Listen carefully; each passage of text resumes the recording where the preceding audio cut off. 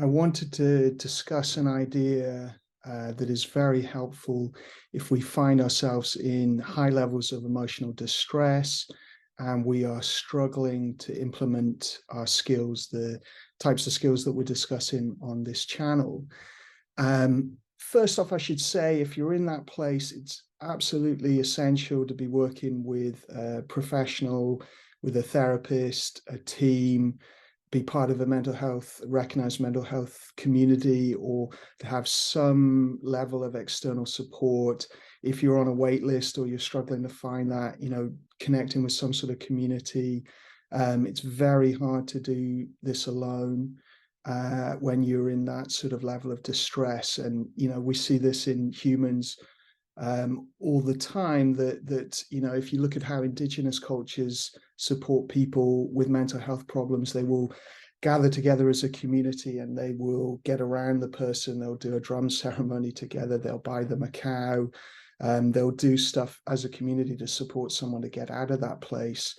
And at the most severe levels, sometimes you need continuous support. You need to be in a mental health community setting or an inpatient treatment.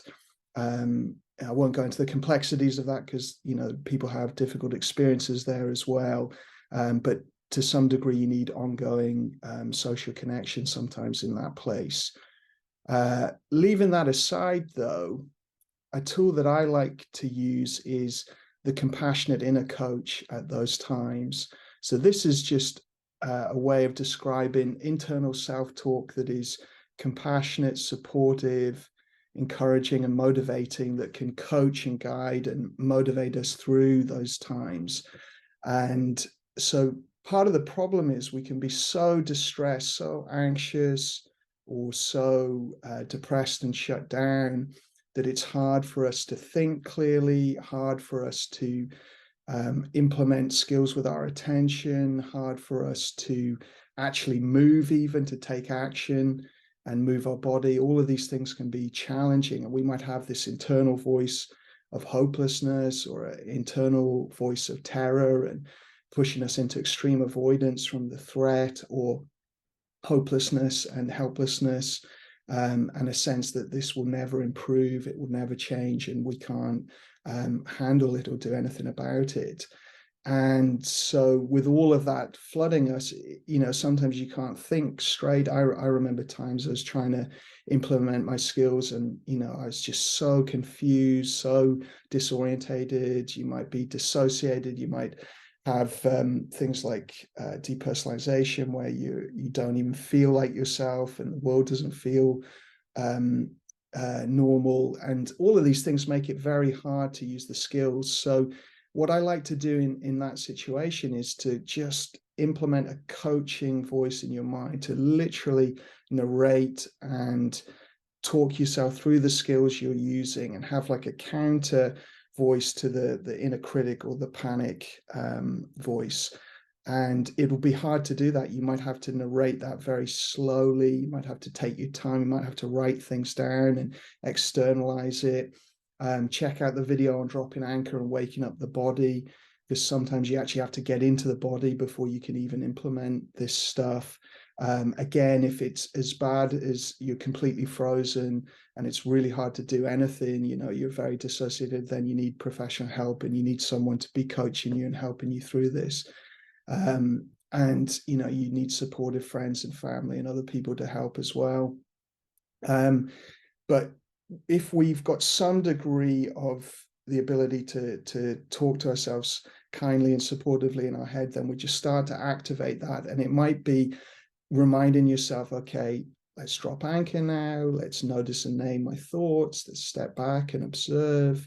It's often good to use third-person self-talk. So, talk to yourself like an external person, Johnny, this is really tough right now. Just start watching your mind, start moving your body. Okay, let's choose something to do that will help you. And, you really get that external distance from that self-talk. And Ethan Kross's research on self-talk shows that distance perspective in the third person can be very helpful with overwhelming emotions.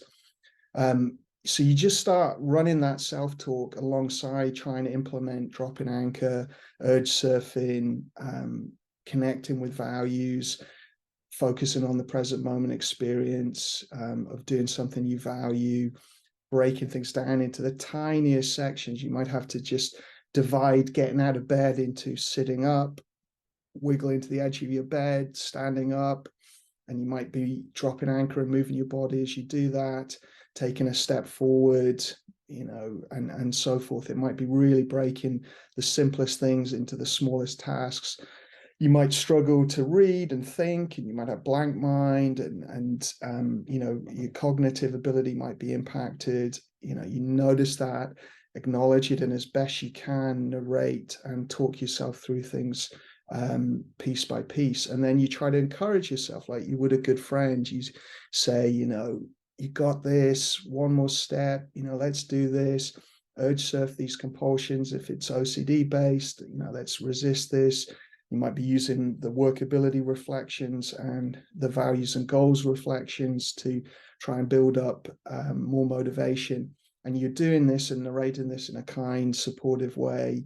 You're observing and describing the difficulty. You're saying, okay, really critical voice in my head, feeling of overwhelm and tiredness and fatigue and pain, urge to go back to bed. Okay, Johnny, just get into your body. Remember, this won't work for me. It won't help me recover here. It will make my symptoms worse.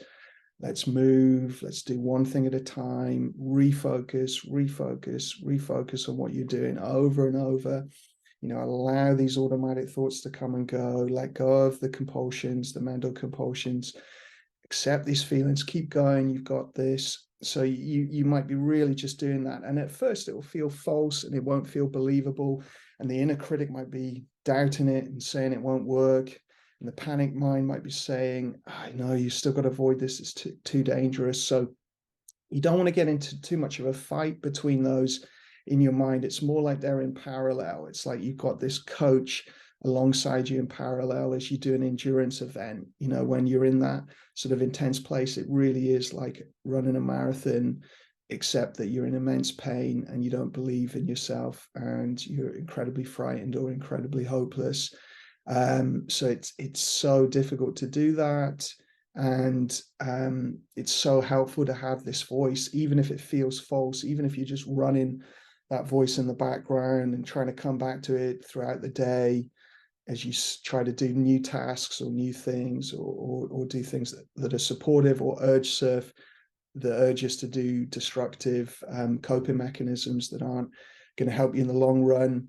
Externalizing all of this, writing it down and writing down your goals for the day and writing down your schedule and plan and reminding yourself to follow the values and the plan, not the mood. And just anything on this channel that you find helpful, narrating and coaching yourself through that, and expecting resistance. When you're in an intense place, you're going to get these secondary thought loops, secondary spikes, where your anxious mind or your depressed mind throws up another reason to avoid. And sometimes you just can't, it'd be hard to even do this. So you really narrate slowly, you slow it down and you make sure you're talking like this with intense focus, or trying to get more focus on the instructions and what you're doing and getting into your body. And this is what frontline responders use when they're sleep deprived and they're driving emergency vehicles and things like that, and they feel themselves falling asleep. They will start to narrate, checking mirrors, turning right, looking ahead, speeding up. They'll kind of narrate what they're doing, and that helps facilitate concentration. In traditional meditation, this is things like counting the breath, or labeling, breathing in, breathing out, or labeling emotions. Using self-talk to factually describe what's going on helps us to concentrate. And you can use this with procrastination as well, to coach yourself into action. Set a timer, work on the task, surf the urge to avoid and do something else. So it's a really useful tool. You won't have to do it forever. I found this incredibly useful when I was very depressed and I was very stuck and shut down, and I was struggling to activate, or even to read an email was just impossible, things like that. I'd started using this technique and I found it incredibly helpful. And I've done it with clients who couldn't get out of bed, and people with suicidality and self-harm and things. And it can be something that supports you and helps you through it. It's difficult, like an endurance event, but it can build up and build momentum. Sometimes you'll have a bad day, but then the next day will be easier if you're doing this continuously, gently and relentlessly, ongoingly throughout the day, together with Dropping Anchor. So you could just link this up with Dropping Anchor, compassionate inner coach, and some values connection or some goals connection, and just use those three things over and over and over again. Come back to the original point. If you're really struggling, you need external support. You need to reach out. If you haven't found the right therapist, keep looking. Find someone who you connect with, you feel supported and understood, and their rationale for what they're doing with you makes sense, and it fits with the evidence base. So really don't give up, be persistent in finding that support.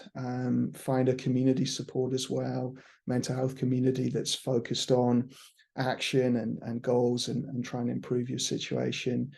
Find some external support. One of your friends has had mental health challenges, a member of your family that understands it, someone who's kind and supportive. If you don't have those people, try to get out there, use this tool to get out there and find those people.